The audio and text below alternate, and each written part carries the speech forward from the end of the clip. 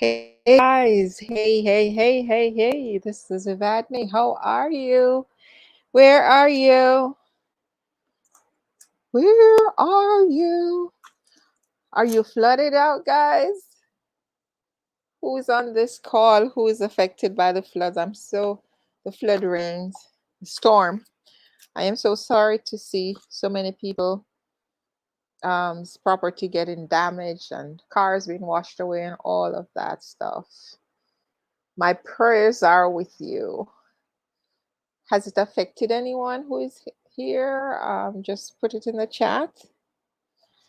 As I wait for more people to join, I'm going to put some music on here and keep calm and wait, right? That's a good thing. Keep calm. Keep calm.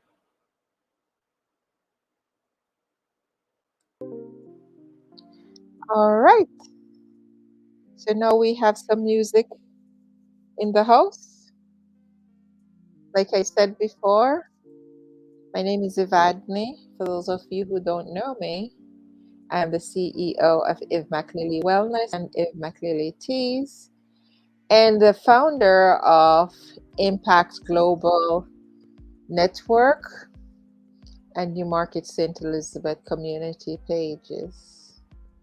I am very pleased to be presenting this 7-day wellness challenge, intermittent fasting, free of cost to you, my people, because you've been so good over the year. You know, I decided I'm going to throw this free event in so that I could get, some of you moving, some of you thinking about your health, kind of put you on the right track. We're going into another season when we stay home a lot, the winter season, fall, winter. And then we have Thanksgiving and we eat a lot. And then we have Christmas and we eat a lot. So wouldn't it be nice if we sort of let go of some of the weight that we gained in the summer? So our bodies are in a better state going into the fall when, especially those of us in the north, it's cold, so we don't, move around as much and we tend to eat a little bit more. Certainly, uh, across cultures, it doesn't matter where you are. The Christmas season usually bring the festivity, usually bring more food in, and so people usually end up eating a lot more. And Thanksgiving, for those of you who celebrate Thanksgiving, I believe they eat even more than Christmas during Thanksgiving. So with the seasons ahead of us, it it is a um, it is a good idea to make sure we get our body in good shape. Not that we shouldn't do it all year round, because what we teach here is really lifestyle change, which should hold out for the whole year. But we are all humans, and sometimes we jump off the bandwagon. But I'm here to tell you that when you jump off or when you fall off, just jump back on. We are human beings. We do make mistakes. Things happen. We get tempted. We get led down the wrong street. But never be afraid to get up, brush yourself off, and go again. Because it's better you get up and go from a mistake than to just sit there and do nothing. Does that make sense? It's better if you are trying your best to eat well, to get your system cleaned out, detoxified and so on. And you happen to have a bad day when you ate some chocolate, you had some sweet potato pies, you had some pudding, you had whatever it is that is your demon. You had some of that and you know you shouldn't have. It's better you just go straight ahead and do what you know you're supposed to do, right? Start drinking a lot of water, try to flush that thing out of your system, Try to get some exercise to speed up the digestion and everything like that. Don't don't beat up on yourself too much that you made a blunder, you made a mistake, you ate something you shouldn't have eaten. Just try to get it out of your system as much as possible, as fast as possible. And one of the best way to do that is to make sure that you start drinking a lot of water right after, and like push yourself into a fasting situation afterwards. Don't eat for, a long stretch of hours, so that that thing that you put in your, that poison you just put in your system, those processed sugar, so that it has enough time to digest properly for your body to, get rid of it. But don't pile on more. Just relax and give yourself some time for that. If you had that, say, in the evening, you went out for dinner and you overate, or you ate some things that you would normally eat, and you messed up your diet plan, then all you do is just after after you finish eating, don't drink right away. That's never a good thing to do, especially something cold. But once 2 hours, 3 hours pass, you can start flooding your body with water. Flooding your body with water, so you could get your stools softened. You could go to the bathroom faster. Try to do some walking, so that that food can come down, and your body will metabolize faster, to get rid of it. And the next morning, don't get up and have breakfast or heavy breakfast. Skip breakfast. Go on lunch, and if you can go past lunchtime, better. That will give yourself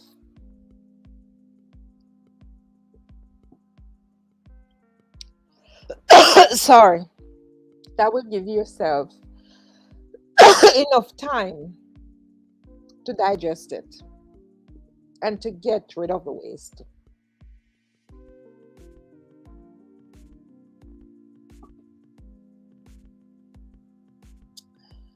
Wow.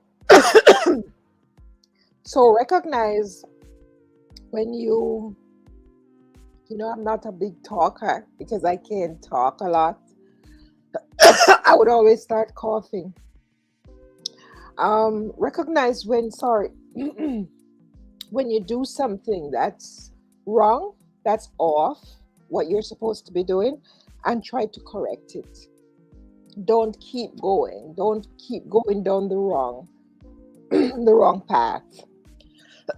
All right. Sorry. I had some stuff for that I wanted to share, just some motivational stuff. So I'm going to play some of those so that my throat can settle down, because if I keep talking, then it's going to keep acting up. So let me see if I can find one of these things that I was listening to.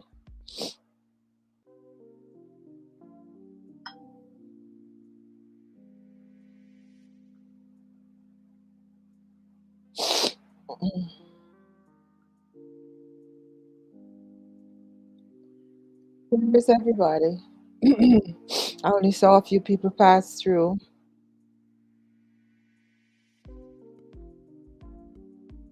I hope you guys are really doing the fasting. I hope I'm not the only one doing it. To Liberty City. So I would love, I would love to hear from some of you how the fasting is going for you and what you have been doing. Sick and tired of being sick and tired? If you're not, keep scrolling. If you're sick and tired of being sick and tired, give me 4 hours. So, yeah.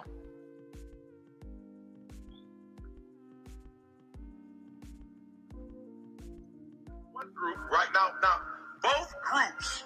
I'm gonna play some motivational stuff for your both goals. The time that they were young, saw things on television, read things in books. They physically saw people doing things. It was like, yo, I want to do that.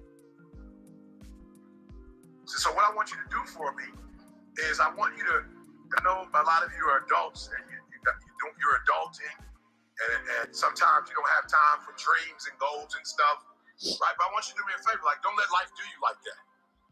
Don't let life put you in a circumstance or a situation where you stop dreaming.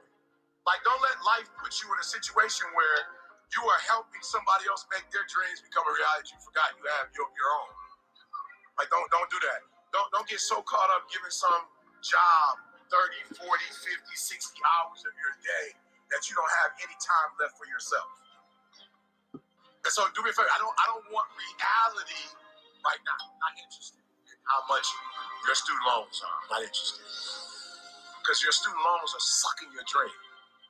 I'm not interested right now. And I got a divorce, and right now I just can't. I'm not interested. Not interested. Eric, I lost a child, and you don't know what it's like to. I'm not interested in your reality right now. I want you to get back to your dreams. I want you to get back to your goals, because no matter what has happened in life, you got another 30 years, another 40 years, another 50 years. So, what dreams do you need to get back to? What dreams have you abandoned? Is it the dream of losing weight? Is it the dream of being healthy again? Is it the dream to go out and jog again? Is it the dream to fit in that little jeans, that little black dress, which you haven't been doing because you gave up on your dream? What dream have you abandoned? And you can go back to. This is a challenge, and Eric, ET as we call him, he's challenging you about finding your passion, finding the things that used to ignite you, but you abandon them. Find them and go back to them. Whether it is a dream of looking like a fashion model, it's a dream of just being healthy, it's a dream of being there for your family, for your children, your spouse, whatever it is. Find the courage in yourself to go back to that dream. Listen up some more. Like, you can't get stuck on. Like, you can't let that thing that devastated you in 1989, the thing that devastated you in 1996, 2001. Like, you can't wake up every day to 2001. 2001 was a tragedy. Yes, it was, but you can't stay there. Look, I want you to look at your goals. And I want you to ask yourself this question. Do you know what it takes to make that happen? Like, do you, like literally, like, this is all it's going to take. Three things. Do you know what it takes? What it will take to make you healthy again? Do you know what it will take to get you to the size that you want to get to? Do you know what it will take to get you to lose the inflammation that's making you sick? Do you know? And do you know the steps that you need to take to get there? Intermittent fasting is just one of those things that, one of those steps, one of those tools that you are able to use to help you along the way to achieving those steps, those goals, to get you across, to a different state, that you're on your way to wellness. And that's why I'm taking this time out to present it to you, to remind you about it. I've presented this over and over and over in this group, and I will keep doing it, because sometimes we need a reminder. Sometimes we need someone to motivate us. Sometimes we need the pull so that we can go on. um, some people, they run off from the first day. They abandon ship from the first day because it seemed difficult. I'm going to tell you that yesterday it was so difficult for me. Not yesterday. Yesterday was fine. I went about my business. I wasn't hungry. I had my smoothie in the evening. You saw me post a picture up here, and I just had that thing of smoothie, and I was fine, and had some tea. I was fine. But come bedtime, I was hungry. I was hungry, very hungry, and I couldn't sleep because I felt hungry. But I was determined that I was not going to eat anything. There was nothing in here to snack on but carrots. Anyway, and I didn't feel like eating carrots. So I decided that I'm going to stick it out. I'm not going to eat anything. No, I wasn't going to eat anything. Only water I would drink, right? And so I had a very hard time.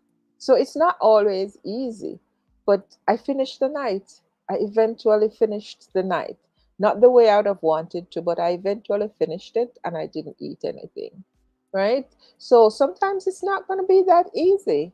I've never struggled to do intermittent fasting. It's usually very easy for me to do it, but sometimes you you might have struggles. It's life is real. I was eating a lot of sweets recently, so maybe that's why I struggle now with intermittent fasting because before it never bothered me. I used to, glide right through it very easily. But I struggled last night. I was hungry. I was very hungry. And was determined that I wasn't going to eat, right? So that's why I made sure I had something more substantial today than just a drink. I had some food, right? So I'll see that I'm pretty sure that tonight the experience would be a little bit easier to handle because there's no way I'm going to feel hungry, right? So we have challenges and we will always have challenges, but it's how we deal with the challenges that will make us victorious or or they will pull us down, right? So let's continue to listen. God's gonna take. Do you know what it takes? And you guys have an advantage because you've been at this conference, I think, 3 days, you got a whole bunch of information. Look, the only thing it takes to go from where I went to, a homeless, high school dropout, sleeping in abandoned buildings, eating out of trash cans. I went from being a high school dropout, getting a GED to having a PhD. Listen to me. The only thing it takes is knowing what it takes. So one day I woke up and was like, okay, E, stop talking about what you don't have.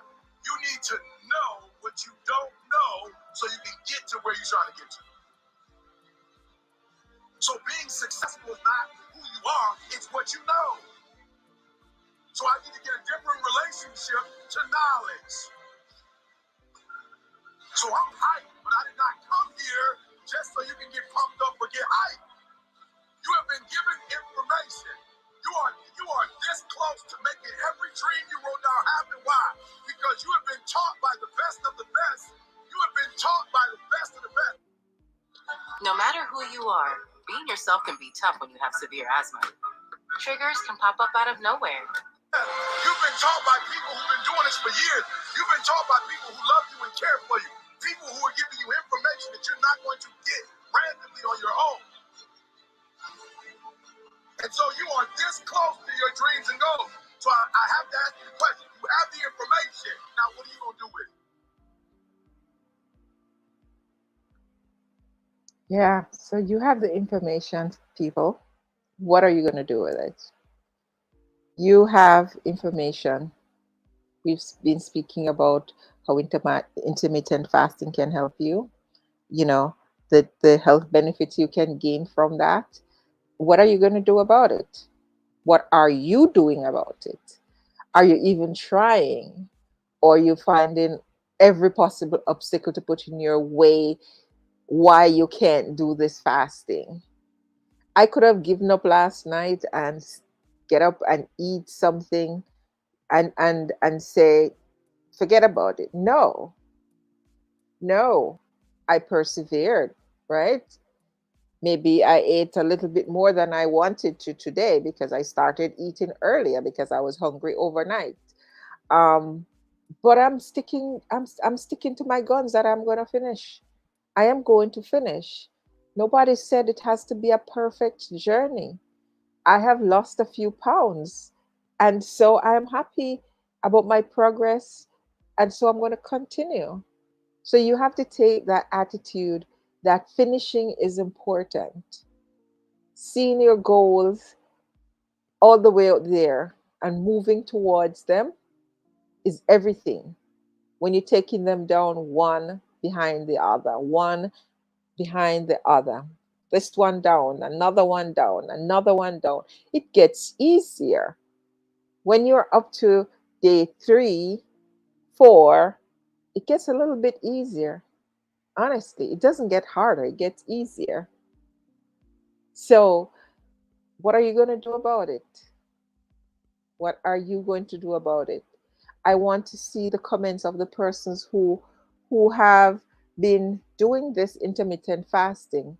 You need to know why you're doing it. You need to know what's the reason for this. What's your why? I am doing this because what?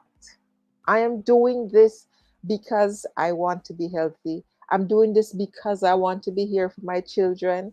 I'm doing this because my job, I will lose my job if I don't lose this weight. Whatever it is, the high blood pressure is going to kill me early or something. Find yourself a why you want to do this. Why is it important that you achieve this specific health goal? And it will drive you. It's the thing that will get you out of bed every day to get up and go because of your why. If you're not motivated to do it, then your purpose, your why is not strong enough, frankly. You don't have a good enough reason. That's why you're not motivated to try. But if you find that specific reason, do you ever see when someone is going to get married or something big and they need to lose weight? Do you see how fast they lose that weight? Because the why is stronger than the pain at that point. So they will do whatever it takes to make sure that weight comes off because they need to fit in that wedding gown. They need to look a particular way on that day. So they do everything to make sure they look the way they want to look on that day. So because their why is pretty strong at that point, there is a lot of things that motivate them at that point. The wedding picture, they want to look a particular way on the wedding picture. So they can't afford not to be in the best of shape, right? So, what is your why? Why do you think you need to do this intermittent fasting? And if you have a great why, then you will make sure that you do everything possible to achieve this goal, to just go this journey, this 7 day journey. That's all it is. How many steps will it take for you to achieve that why? How many? Do you know? If you don't already know, just think about it and write it down tonight. I'm going to play something from The Good Doctor that we were listening to last night. Um, some more of that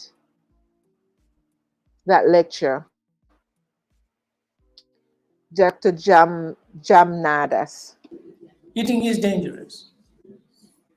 So, once in a while, when you don't eat, nature has put into you a biochemistry. So let's just dive right into that biochemistry a little bit. So the first thing that's going to happen is that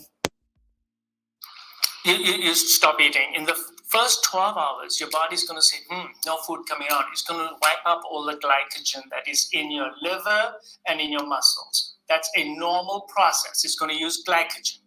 So your sugar level or your glucose level will be maintained. What about protein? You got plenty of protein in your body. What about vitamins? You got at least a month's worth of vitamins in your body. What about energy? How much fat do I have? Do you know that I have enough fat in my body to last me at least 40 days? So I have plenty of energy in me. I have about 50,000 calories stored inside me, which can be used. But I need to unlock those calories. They're in the form of fat. So you eat, you store in the form of fat, and that fat should be utilized now. So for the first 12 hours, I'm not going to use the fat. I'm going to use up my glycogen stores. How am I going to feel? I'm going to feel okay, unless I'm a junkie. Then I'm going to want to eat, that's junkiness. Because your sugar will never drop. I'm going to say that again. Your sugar will never drop.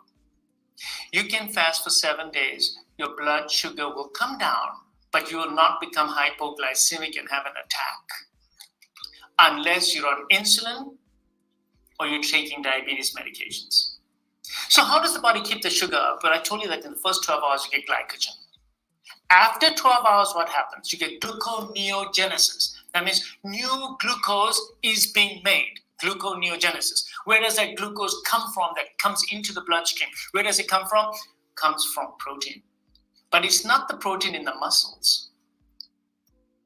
Protein is always being turned over in your body. But this time, the protein that's normally going to turn over turns into glucose.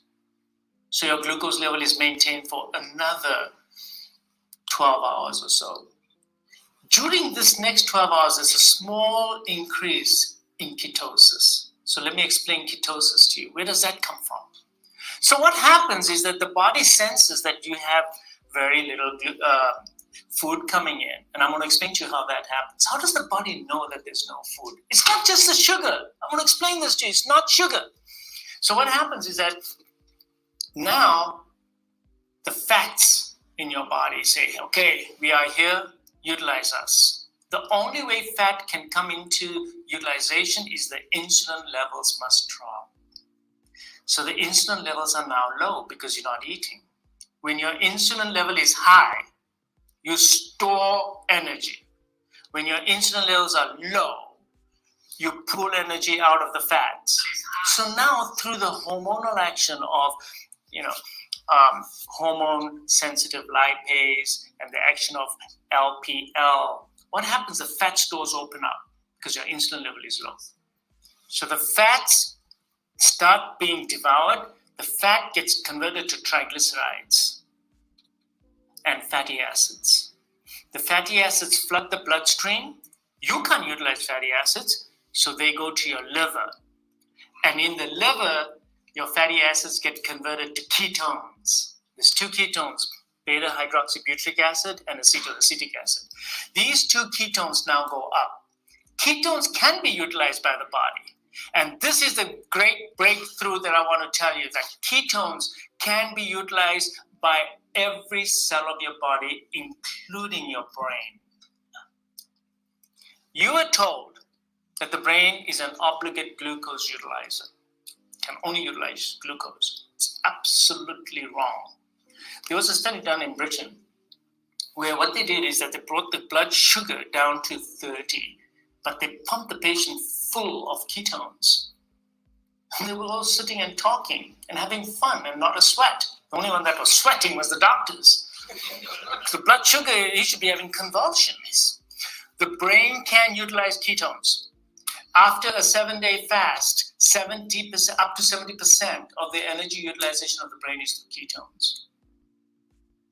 And the brain likes it. And there's even studies to show that when the brain utilizes the ketones, it actually is a cleaner burn. It burns more cleanly. So what happens is there's a slow increase in the ketones, which actually starts around 18 hours and gradually goes up. So by 24 hours, you have some ketones, maybe 10, 15% of your entire energy source is now going to be ketones. How are you going to feel with ketones? Just fine. No problem. You feel okay because ketones are giving you all the energy that you need. Then let's say another 12 hours go by. So you're now at 35 hours, let's say. Now the ketones go even higher and higher and higher. And by 3 days, your ketone levels are really beginning to get even better and even higher. So by the 5th day of fasting, you will have a lot of ketones. Now you can measure your ketones in your urine. So you get a little dipstick, and you can buy this, by the way. It only costs a few dollars. And you just test your urine to see when you become ketogenic. And you can test it. Now, if you've been on a low-carb diet, low-sugar diet, you will go into ketogenesis earlier than somebody who eats a lot of sugar because he's got a whole bunch of glycogen in his liver. Because you got to remember, go through the glycogen first before you start burning ketones. So someone who's on a very low-carb diet, he'll go into ketogenesis much faster. So it's the ketones. And the ketones will keep getting utilized. The fats will keep burning. So now you're doing the right arithmetic. That, okay, fine, I've used up my current account, so I'm going to my deposit account now, and I'm drawing money from my deposit account. Now, what prevents us all from utilizing my deposit account? It's insulin, because I told you insulin holds the key to opening up the fat stores. So you want to utilize your fat stores, you have to drop your insulin level.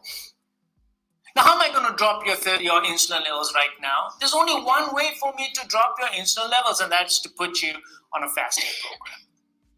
So now you choose which fasting program you want to be on. Do you want to do alternate day fasting? Do you want to do 18-hour fast? Do you want to do 3-day fast? I mean, how do you want to do this? and that's something we'll talk about and see what kind. But what am I saying here? What's the trigger here? Which is the hormone in the body that's the elephant in the room? It's insulin. Just like my last talk I told you about. Do you see how it's all coming together? The fats, the sugar, the weight, the fasting, it's all insulin. It's all about insulin. So if somebody is taking insulin, how does that affect You're doomed. There we go.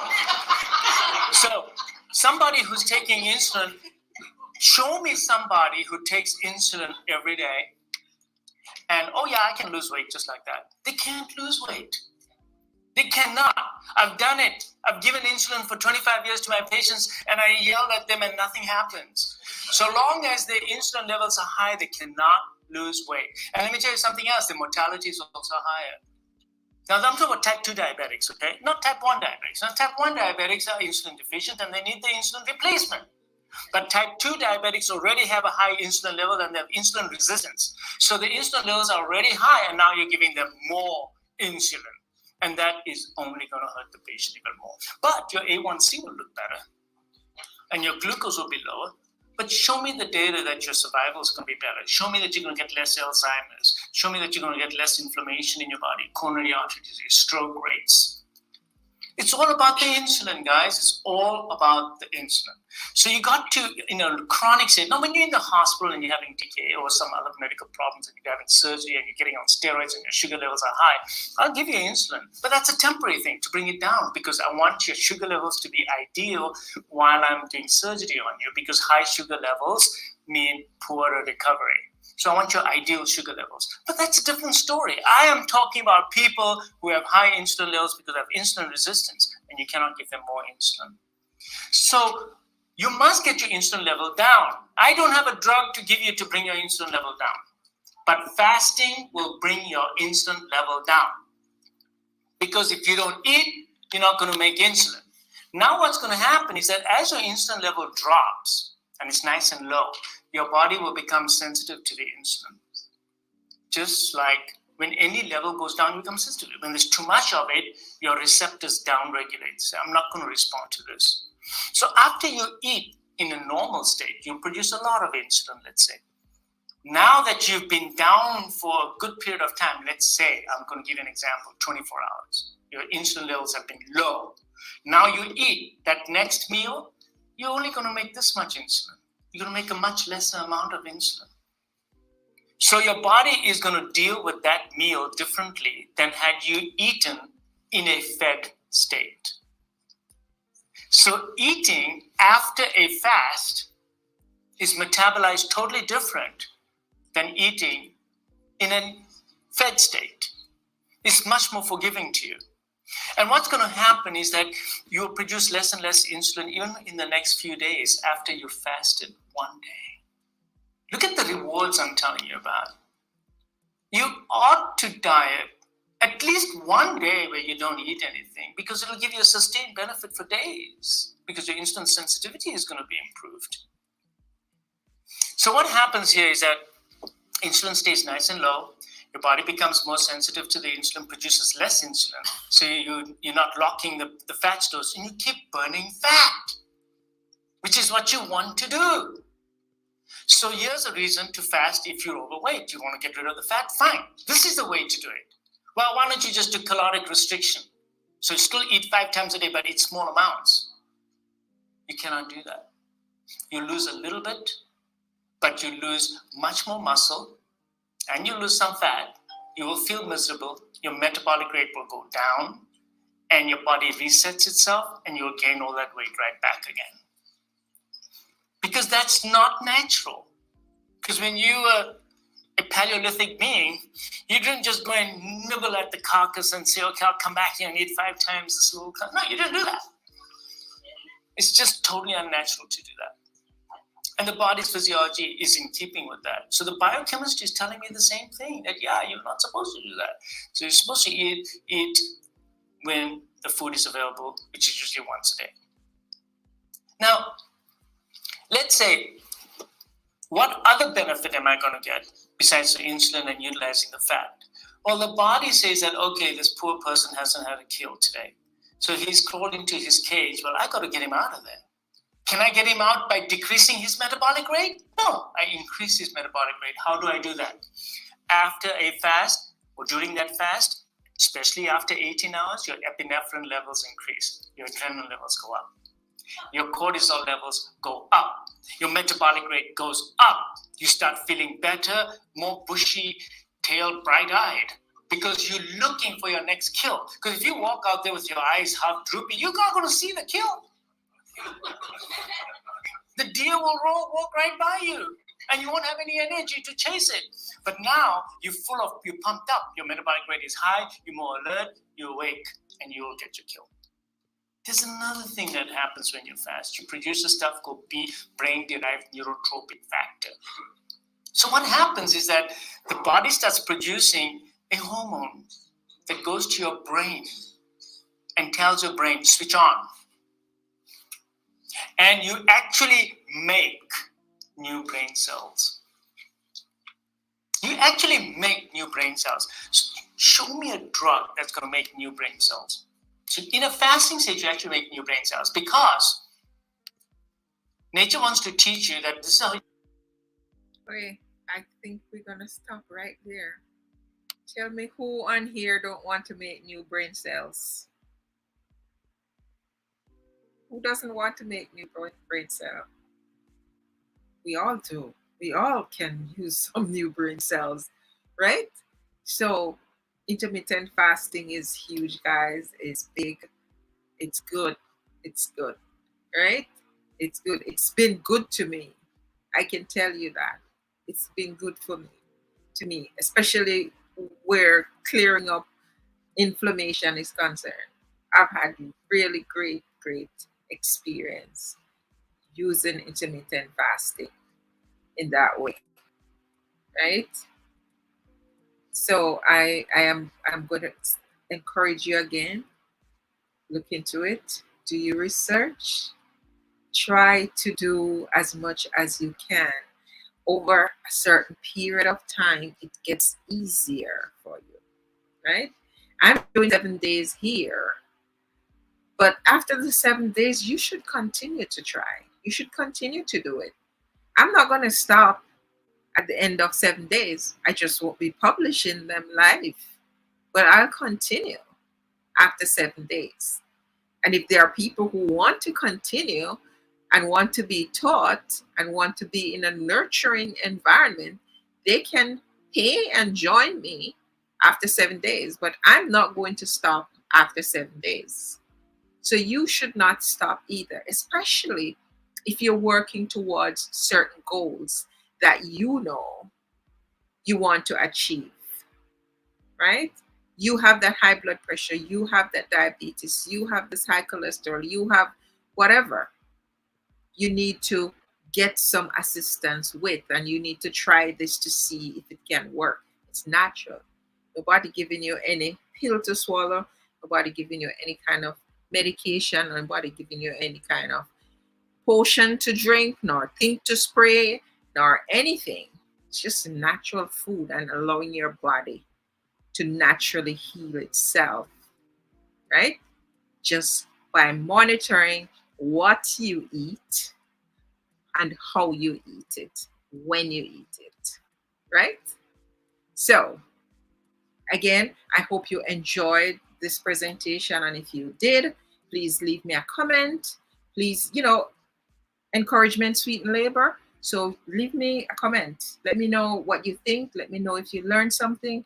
We will continue tomorrow night. You can listen more of the doctor's lecture, and we will do some more talking. I hope you're practicing your affirmation. I did post the affirmation in the group earlier today.